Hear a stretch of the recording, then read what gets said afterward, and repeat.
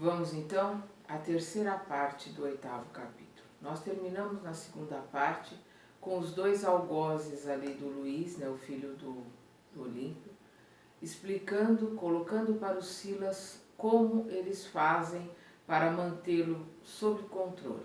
Vamos continuar aqui. Um dos algozes está colocando para ele, né, como é que ele monta as telas, as imagens na mente do Luiz. Ele diz: conhecido o reflexo da criatura que nos propomos a retificar ou punir, é assim muito fácil superalimentá-la com excitações constantes, robustecendo-lhe os impulsos e os quadros já existentes na imaginação e criando os outros que se lhe superponham, nutrindo-lhe dessa forma a fixação mental. Com esse objetivo basta alguma diligência para situar no convívio da criatura malfazeja que precisamos corrigir, entidades outras que se lhe adaptem ao modo de servir e de ser. Quando não possamos por nós mesmos, à falta de tempo, criar as telas que desejamos, com vistas aos fins visados, por intermédio da determinação hipnótica. Então, quando eles não têm tempo, eles colocam, né, seres ali que estão ligados por sintonia aos mesmos desejos que estão no obsediado. Através de semelhantes processos, criamos e mantemos facilmente o delírio psíquico ou a obsessão, que não passa de um estado anormal da mente, subjugada pelo excesso de suas próprias criações,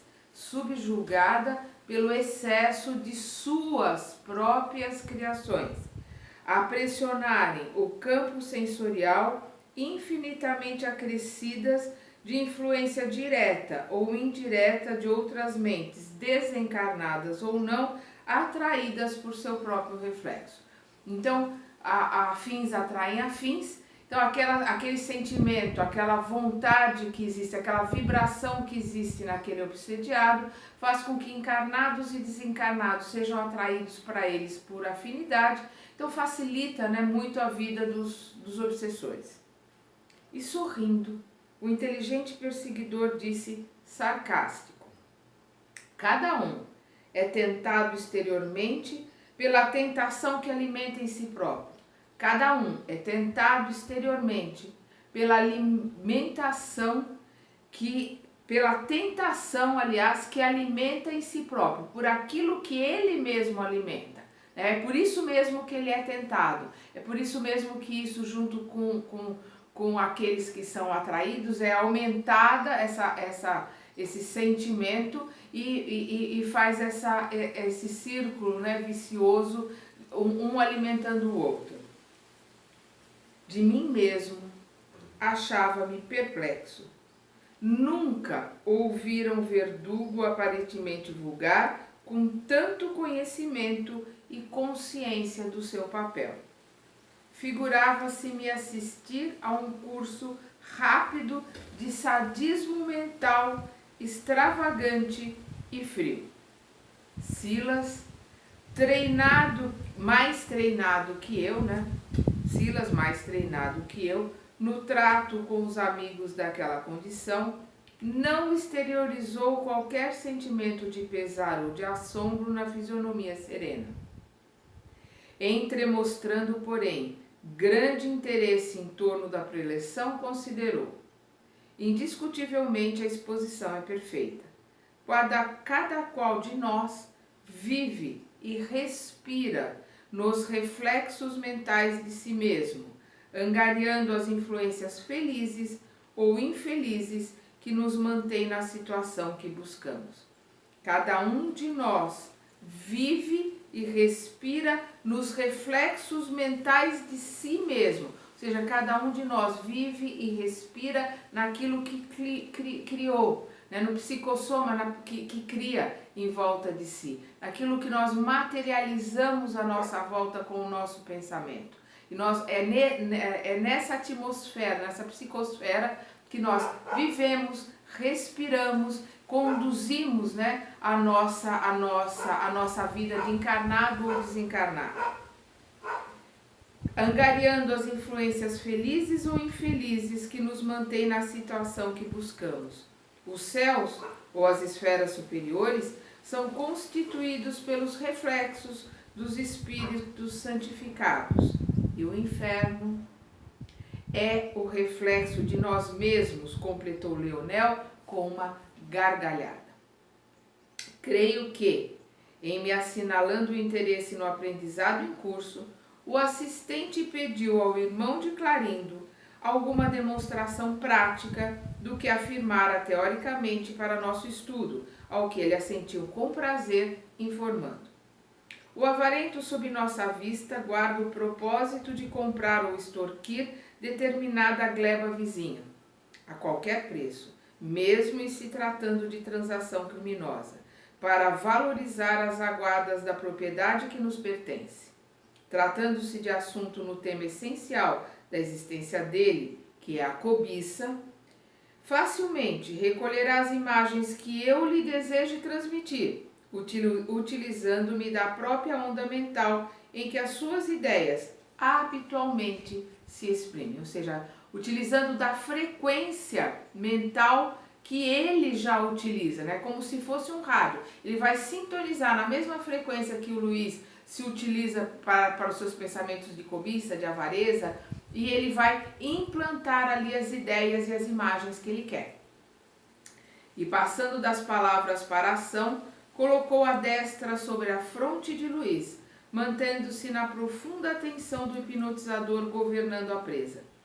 Vimos o pobre amigo desligado do corpo físico arregalar os olhos com a volúpia do faminto que contempla um prato saboroso à distância e exibir uma carantonha de maldade satisfeita, falando a sós. Agora as terras serão minhas. Ninguém concorrerá com os meus preços.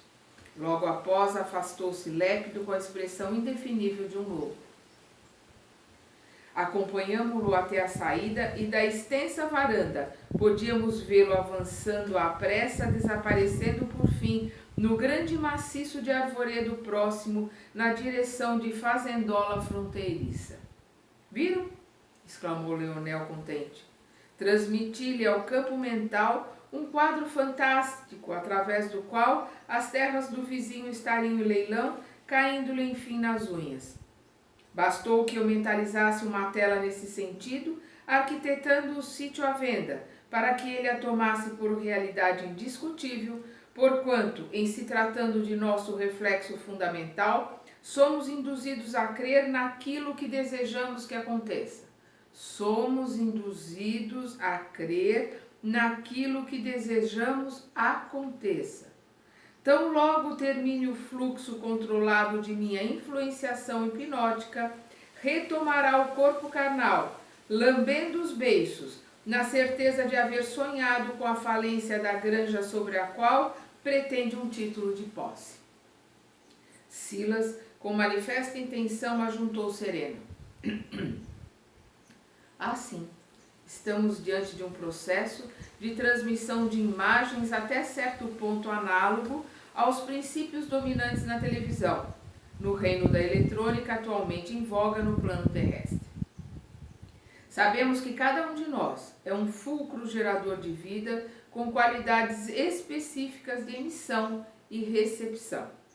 O campo mental do hipnotizador, que cria no mundo da própria imaginação as formas, pensamentos que deseja exteriorizar, é algo semelhante à câmara de imagem do transmissor comum, tanto quanto esse dispositivo é idêntico em seus valores à câmara escura da máquina fotográfica. Plasmando a imagem da qual se propõe extrair o melhor efeito, arroja-se sobre o campo mental do hipnotizado, que então procede à guisa do mosaico em televisão ou à maneira da película sensível do serviço fotográfico. Não ignoramos que na transmissão de imagens à distância, o mosaico, recolhendo os quadros que a câmera está explorando, age como um espelho sensibilizado, convertendo os traços luminosos em impulsos elétricos e arremessando-os sobre o aparelho de recepção que os recebe, através de antenas especiais, reconstituindo com eles as imagens pelos chamados sinais de vídeo e recompondo dessa forma as cenas televisadas na face do receptor comum.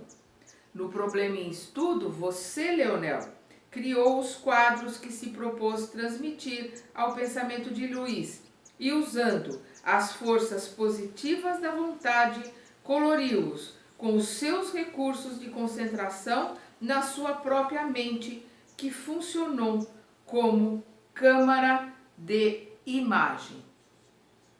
Aproveitando a energia mental muito mais poderosa que a força eletrônica, projetou-os como legítimo hipnotizador sobre o campo mental de Luiz, que funcionou como mosaico, transformando as impressões recebidas em impulsos magnéticos a reconstituírem as formas pensamentos plasmadas por você nos centros cerebrais, por intermédio dos nervos que desempenham o papel de antenas específicas, a lhes fixarem as particularidades na esfera dos sentidos, num perfeito jogo alucinatório em que o som e a imagem se entrosam harmoniosamente, como acontece na televisão, em que a imagem e o som se associam com o apoio eficiente de aparelhos conjugados, apresentando no receptor uma sequência de quadros que poderíamos considerar como sendo miragens técnicas. Os Vingadores, tanto quanto eu mesmo, registraram o esclarecimento sumamente surpreendidos. O assistente psicólogo valera-se de argumentação à altura da que assinaláramos na boca de Leonel, certamente para cientificá-lo de que ele também, Silas, conhecia os processos da obsessão em suas minudências. Leonel, admirado, abraçou-o e exclamou: companheiro, de que escola você procede? Sua inteligência interessa-nos. O chefe de nossa expedição pronunciou alguns monossílabos e chamou-me à retirada, pretextando o serviço a fazer. Os irmãos, avezados à rebeldia, permutaram estranho olhar, como a dizer entre si que pertencíamos a algum núcleo infernal distante e que lhes não convinha molestar-nos. Insistiram, porém, conosco a que retornássemos no dia seguinte para a troca de ideias, ao que Silas anuiu com evidente satisfação. Mais alguns minutos e o assistente em minha companhia retirou Alzira e Hilário para o exterior, colocando-nos todos de regresso à mansão. O prestimoso servidor do bem, na viagem de volta, mantinha-se silencioso, pensando. Contudo, diante de minha perplexidade, aclarou fraterno: não, André, ainda é cedo para apresentar Alzira aos infortunados verdugos. Pela conversação de Leonel, percebi que cruzamos o caminho de duas vigorosas inteligências, cuja modificação inicial há de ser feita com amor para realizar-se com segurança. Voltaremos amanhã, sem a presença de nossa amiga, para um entendimento mais estável e por isso mesmo mais valioso. Passei desse modo a esperar ansiosamente pelo dia seguinte. Então nós vemos aqui que o Silas viu em que terreno que ele estava pisando, como é que eram as coisas, como é que era o modus operandi daqueles verdugos que estavam ali, para saber qual é o caminho, como ele deveria agir, como ele deveria fazer para poder auxiliar a Alzira no seu propósito. Vamos continuar no próximo capítulo desta aula.